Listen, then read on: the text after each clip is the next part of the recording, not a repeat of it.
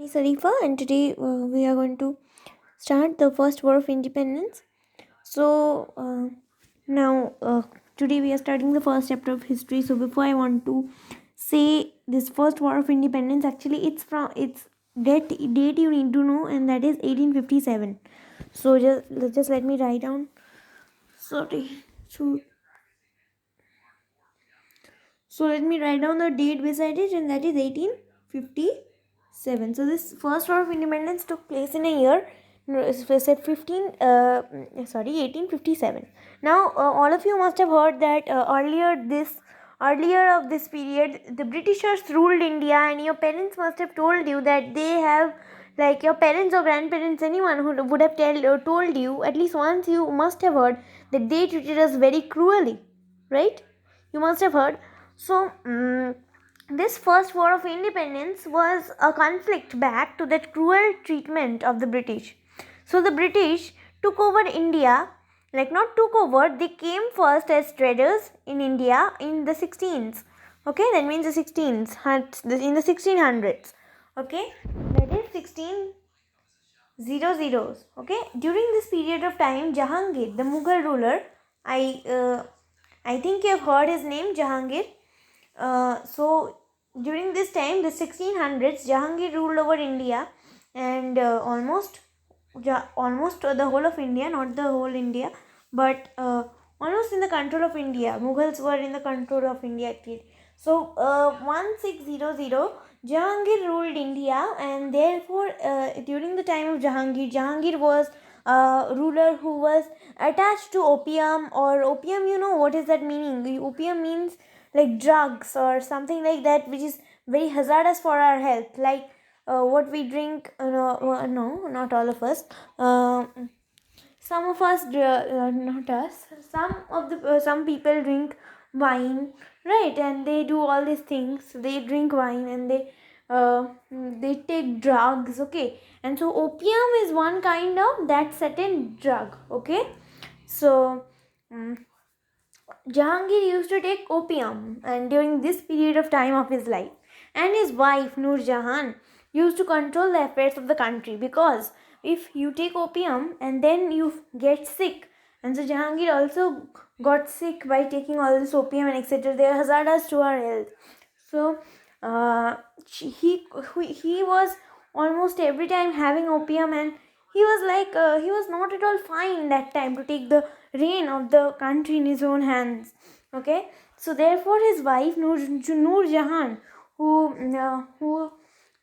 decided that I'll take the reign of Jahangir's court and the reign of the whole India in Noor Jahan's hand. And so Noor Jahan, what did Noor Jahan do? Sir Thomas Roe came from British India to from East India Company to trade spices from India to Britain. So Sir Thomas Roe asked Jahangir, that is not Jahangir actually, he actually asked Noor Jahan, and then Noor Jahan gave him the permission. Yes, Noor Jahan did not know that this will be the fate of our country. Otherwise, Noor Jahan was a very wise queen. She would not have given everything to this. Okay, so Noor Jahan gave the permission, and implied taxes and etc. because they were giving gold and silver to us. And that's why Noor Jahan thought that, okay, if I take gold and silver, that means I'm getting profit, I'm getting money. It's okay, then let them do the trade, let them do the spice trade. Okay, because here in India we have a lot of spice, because the Deccan Plateau is so wide and so huge, and you are having spice in every corner of India. So let them take the spice, we'll get gold and silver back. So therefore Noor Jahan gave them the permission to trade. And now slowly the British started to settle in the coastal cities due to this trade. And then they used to pay taxes. They paid to the Mughal emperor as gold and silver, as I have told you. And then the Mughal empire weakened when Aurangzeb was there. Okay, after Shah Jahan, Aurangzeb was there. After Aurangzeb, the emperor started breaking down, and therefore many small emperors started uprising. Okay, and then it was easy for the British to crush India, because there was not a united power altogether in India. So what did the British do? The British crushed India, And then in 1757, in the Battle of Plassey, the British took control of Bengal. And then in this battle of 1857, we'll see that the British is taking the whole control of India. Okay. But see, now the British had taken control of the Carnatic region. Okay, I hope you know, if you understood by the name, it's somewhere near Karnataka. So Carnatic is a region that's in the south, and it comprises of the states of Karnataka, Andhra Pradesh, Tamil Nadu, Kerala, okay, and Mumbai, Maharashtra, okay, Goa, this much. And then they have taken control of Uttar Pradesh, from Uttar Pradesh to Orissa, and they have taken all control also from Rajasthan and all those rulers of Punjab, okay, and Jammu Kashmir, etc. And then Gujarat was also in their hands. So India was whole of the foreign powers, and then Delhi was only the place which was left to be occupied. Okay, and Northeast also was in the Britishers' hands. As the British missionaries, we have heard that the British missionaries have, like, they have tribal laws being coming up that tribes will convert them all into Christians, and therefore Christian missionaries have come over there also. So Northeast also has been in the Britishers' hands. Okay, so only Delhi was the region, Delhi, a dry part of land, was the region left for the Britishers to conquer, and that Delhi we conquer in 1857. Okay, so in 1857 Delhi also came under Britishers. Okay, understood? Their capital was in Calcutta, please remember. Okay, so now you see the extent that I am telling you. If you bring up the atlas in front of you, and then you can see that almost the whole India was in the hands of the British, and so therefore the Britishers started exploiting our countrymen, the Indians, to meet their own needs. And therefore what happens, they decides that we won't plant anymore, we won't do cotton textiles anymore, to increase their profit. Okay, earlier in the 1600s, the Britishers used to give us gold and silver, and now in this period of time, in 1856 and 1857, we see that gold and silver go from this India to British. Okay, so they took all the wealth from us, and then they dunked it on the British, like on the to Britain, to Great Britain. Okay, so all the wealth from our country was going to the Britishers. Okay, and we people were starving. Okay, we foolish people were starving. Now, this was the main cause that triggered this whole country to rose up in a revolt, and that is the first war of independence. The Britishers were treating us very, very, very cruelly. They were not allowing us to plant rice, they were not allowing us to save cotton, they were not allowing us to do iron and industry textiles. Okay, they were not allowing us to make our own salt. They were not allowing us to, they even had taxes on salt. You know, salt is a main ingredient which you need in your kitchen, so they even had taxes on that. They were forcing us to plant indigo for their profit. Okay, for their profit, because we did not need so much indigo.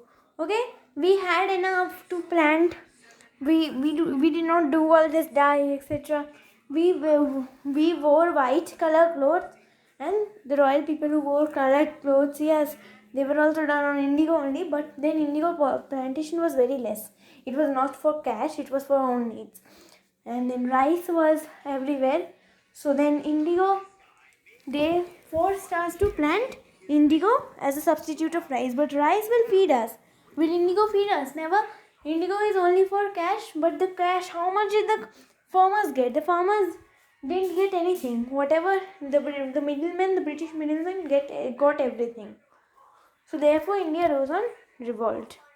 Yes, so let's start the chapter now. In ancient times, India was known for its wealth. This was what I was telling you. India had a lot of wealth in ancient times. Okay. Like what we see today, including the Taj Mahal and all the gold and silver that is in our country today. Our country is also very prosperous today. It was like 10 times more if we go to the past. Okay? It was full of resources. It had trade relations with many other countries. Our country was flourishing. Its cotton, silk, pearls, spices, handicrafts were in great demand overseas. The Arabs, the Greeks, the Romans had found trade relations with India, and they traded in India and they brought gold and silver to India, and India gave everything to them. Like they did not exploit our country, we were doing trade with them. Okay. So, besides developing a trade relation, there were many such countries who have hidden motives to conquer India, to take its wealth and its riches. Now, this line which is given over here is very wrong. At the first, the British came with the idea of trading, and then it changed to ruling. Okay, so they didn't came with the motive of ruling over here. Okay, it was Mahmud of Ghazni and Muhammad Ghori who came with looting, ruling, etc. These ideas were theirs, not British. Okay, so these European countries came to trade with us and not to rule over us. Okay, but then it's changed. Okay, over time. So Portugal, France, Holland, Britain and other European countries, they came to trade with us first of all, but then it changed to rule. Okay, the trade word changed to rule. Now the traders of European countries soon started fighting among themselves to control the trade in India and earn many profits. This was not in India only, it was in everywhere. They were fighting over Austria, they were fighting over Africa, they were fighting over they're fighting over many countries. The European countries were fighting too. They were colonizing people, okay, and that's where the idea came from that we'll colonize India also. So, therefore, all these nations were uplifting at the same time with the Industrial Revolution going on in France, Italy, Britain, etc. all at the same time, and so they started fighting against each other so that they could control many things together. So British were the last to come, but they were the most cunning of all. So British were the last to come to India. First of all, the Portuguese sailor Vasco da Gama came to India, and Vasco da Gama found a sea route to trade spices with India. Okay, and the British were the last to come. Okay, but they were the most cunning. They fought battles and therefore they won all the battles also. Okay, fortunate to them, they won all the battles. In 16,000, a group of British merchants established the British East India Company in England. Okay, so the company was given exclusive right to trade in the East by Queen Elizabeth, and then they need permission from Jahangir also. First of all, they need permission from their own queen, and that is Elizabeth. Okay, it received permission to trade in India from the Mughal emperors Jahangir. Okay, it was written Jahangir, but then they asked permission from Nur Jahan, his wife.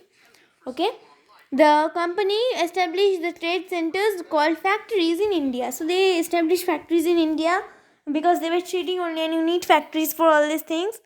The company established the trade centers called. So the first factory was set up in Surat in Gujarat in 1611. Please remember, Gujarat was still in the hands of the Mughals. They had to pay taxes for this factory. Okay. Other factories were set up in Madras, Calcutta, Bombay, etc. So Madras, Calcutta and Bombay, all these were in the Chhatrapati rulers were ruling all this. They have to pay taxes. Calcutta was ruled by the Mughals. They have to pay taxes. Okay. So to protect these factories, they built forts and maintained armed groups with advanced weapons. This was not to protect the factories from the Mughals and the Chhatrapatis and the southern rulers, Cholas and etc. This was to protect their factories from the French, the Portuguese, etc. Okay. So at that time, India was divided into small kingdoms headed by weak and selfish rulers, which were often at war with one another. So this was a time of 1757. Okay, they were all weak and selfish rulers, and and that's why they had no unity. And this time, India was divided into very small kingdoms. Okay, they took advantage of each other. Okay, and they were very at war against each other. So if we are in war against each other, then how will we then the foreign will easily invade, right? How can we do the war with the foreigners? So the East India Company took advantage of this and started occupying the Indian territories. First and large territory to be occupied by them was Bengal in 1757. It was one of the richest province because it has many things. Okay, richest province in the Indian subcontinent, as permitted by the Mughal Emperor Farooq Shiar. The company did tax-free trade and later misused their right. So Emperor Farooq Shiar, what did Emperor Farooq Shiar do? Emperor Farooq Shiar told the British that okay, you do trade, but you do without any free tax. Okay, I don't care. You do it. Okay, you do it tax free. Okay. So, but this Britishers, they misused it. They also gave the Indian traders who were with them. They also give them also this famine. So then Sirajuddaulah, the then ruler of Bengal. So when the British captured this Bengal, Sirajuddaulah was ruling over there. Okay, was very suspicious of the British. He was a great ruler. Okay, not a great one, but then he was a good ruler. He asked the British to remove their armies and guns from the forts. Okay, so the British says when now the intentions were becoming bad and they were thinking to fight against the Nawabs also, Nawabs of Bengals. Okay, so then Sirajuddaulah was suspicious and then he asked the British to remove all the armies and guns from the fort. So the British refused to do so. The British will not do that. Okay, so the Nawab declared war on them. Okay, but was defeated due to the treachery of his own general. I told you they were very convictive. So if you conflict against each other, how will you object the foreign power? Okay, so so his own general Major Jafar uh, opposed him at the end moment, and then he was dead. This war was known as the Battle of Plassey. It took place in 1757. After this, the British became the Diwan of Bengal. Okay, here treason and disunity among Indians led to great misery. If Mujafar was with Sirajuddaulah, then the British wouldn't have done anything. Then the British would have, like, Mujafar only told them to do the fight against Sirajuddaulah, and then if Mujafar did not oppose Sirajuddaulah, then we would have been safe from the British. But then, unfortunately, it happened. How now the British began taking advantage of the lack of unity among Indian rulers. They began to capture large parts of India and expanded their political powers. They adopted the policy of divide and rule. They supported one king against the other. Okay, so they divided the whole nations, and then we all have learned this quote that unity, united we stand and divided we fall. And so what were they doing? Divide and rule. That means we divided and and failed against the British, and then they started ruling. Okay, divide and rule.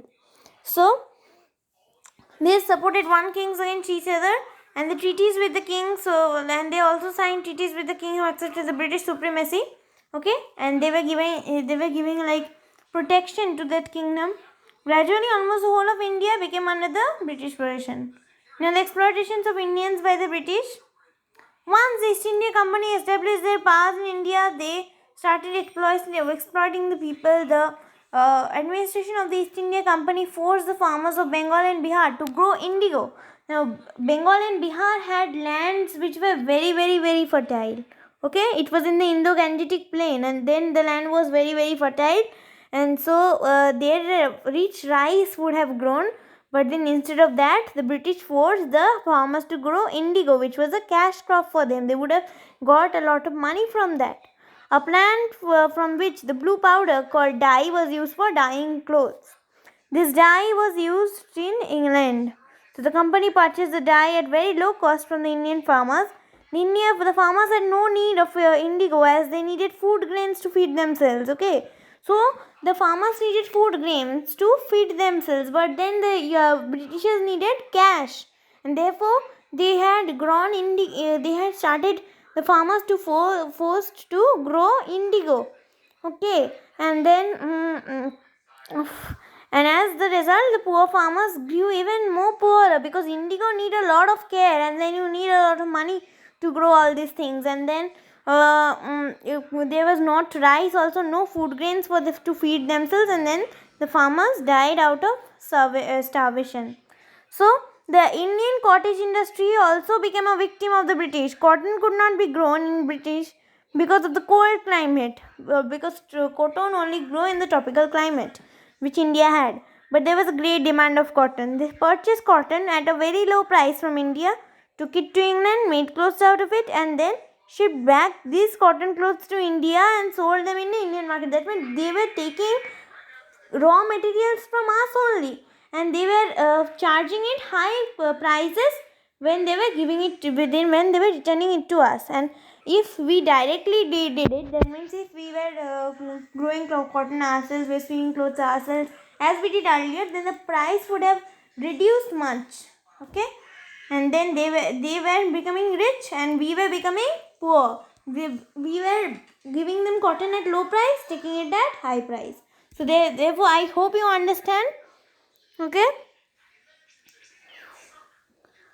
so this affected the life of the Indian craftsmen who used to weave clothes by hands in the loom. So all the looms were closed because they now the industries were used to sew all these things.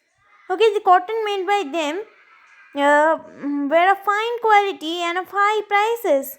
They could not compete with the price of the British mill-made clothes. The millions of weavers lost their jobs. The British did not allow Indians to start their own mills or factories. So, if the Indians would have started their own mills and factories, then the British would have lost money, and therefore they did not allow. The British wanted to capture more and more kingdoms, so they made several unjust laws. One of such laws was the doctrine of lapse. It was said that if a king died without a child, not a child, without a child, no, not that. It was without a boy child, okay, because the boy was meant to rule. And then without, if you die without a son of your own, okay, you couldn't adopt that son. If you die without a son of your own, then this kingdom will be taken by the British. Through this policy, they captured Jhansi, Nagpur, and many other places. But Jhansi rose in revolt, and then Jhansi, do you know Rani Lakshmi Bai? Rani Lakshmi Bai was the first one, the first Indian to rose in revolt against these Britishers. Okay. Okay, she was the first, not only the first woman, but the first Indian to rose against the revolt of the doctrine of lapse. The British adopted a large number of appointed a large number of soldiers in the British army. Soldiers were from our rank. Okay, bringing soldiers from Britain was a costly affair, so they recruited Indians in their army. But the Indian soldiers were paid very less, while the British soldiers of the same rank got higher salaries. So why will we discriminate in this nationality? So therefore, the Indian soldiers were not promoted also to higher ranks. So they were discriminating in nationality. So the service conditions were very harsh. They were treated with hatred by the senior British officers. Now, first of all, they would die, and then the British would die, because they were of lower rank. They would have fought first, right? So now, the revolt of 1857. Now, due to the growing injustice of the British, I told you the causes. Every Indian was very annoyed with them. The Indians expressed their unhappiness with the massive rising of the British in the 1857, known as the Revolt of 1857. It was the first important landmark in our struggle for the national freedom. The first time when we rose in conflict, we were defeated. Yes, we were defeated, but we rose in conflict for the first time after 100 years of our capture. So, this was a very crucial point in Indian history, the first war of independence. The whole India rose in revolt. Whole India rose together in revolt for the first time in 1857. The British called it the Sepoy Revolt or the Sepoy Mutiny, because they were revolted, or like they were conflicted. They were what to say?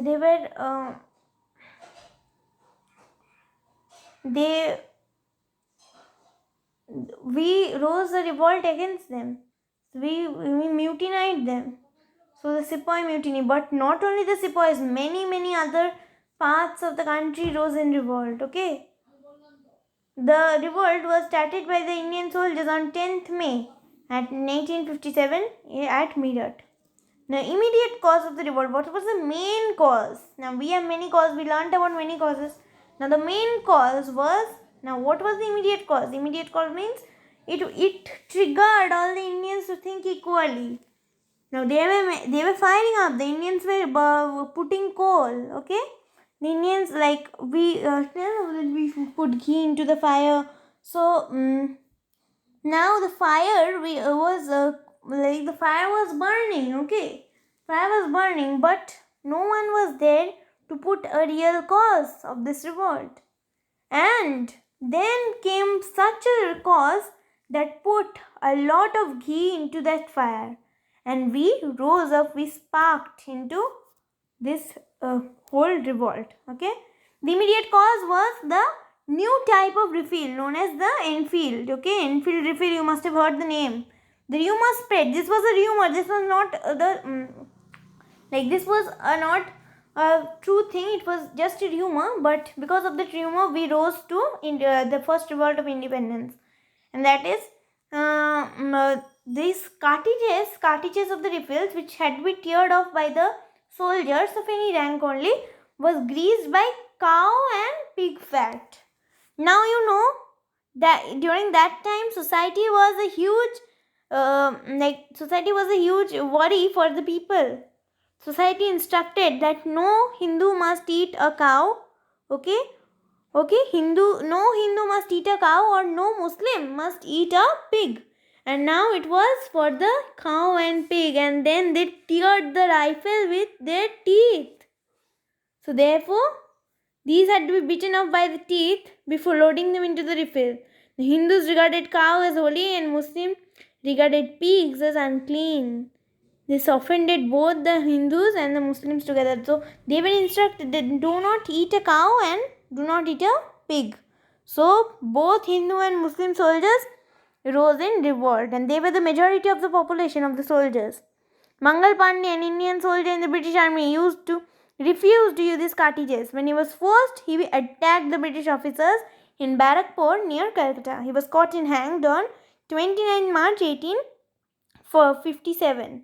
So, 24th April, again almost 1 month after that, 90 soldiers at Meerut refused to use these cartridges. They revolted against it. They were dismissed and put into imprisonment.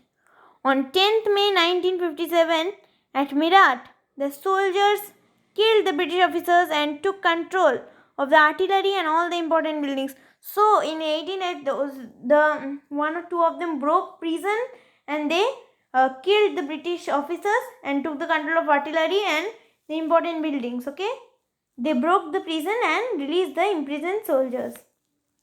Okay, so it extended the extent of the revolt. Soon the revolt spread to the other parts of the northern and the central India. Many people took in the part in the revolt. They made the Bahadur Shah Zafar, the last Mughal emperor, as their leader. Okay, leader of this revolt, Bahadur Shah Zafar.